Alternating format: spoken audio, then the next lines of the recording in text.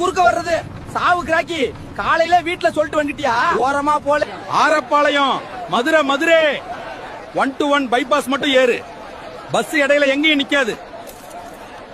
மதுரை 1-1 மட்டும் ஏறு. அப்புறம் வாடிப்பட்டி இறங்கணும் செம்பட்டி இறங்கணும்னு சொல்லாதே.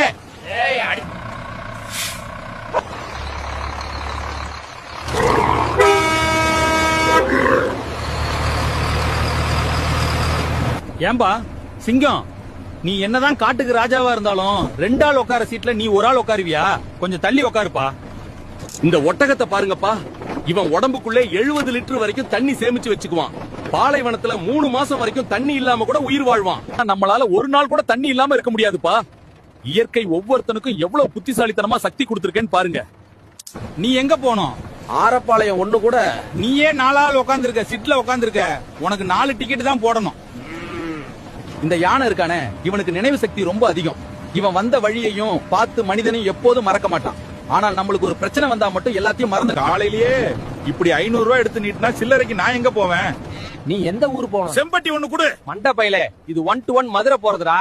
பைபாஸ்ல இறக்கி விடுறேன். 3 கிலோமீட்டர் நடந்தே போ, உனக்கு உடம்பாவது குறையட்டும். என்னப்பா வாத்து, ரொம்ப நாளா ஆளையே காணோம். தண்ணி வத்துனாதான் குளத்தை விட்டு வெளியே வருவியா? என்ன விஷயமா மதுரைக்கு போற? என் சித்தப்பா பொண்ணு வயசுக்கு வந்திருக்கு, அதான் பாக்க போறேன். சரி சரி, பார்த்து பத்திரமா போயிட்டு வா.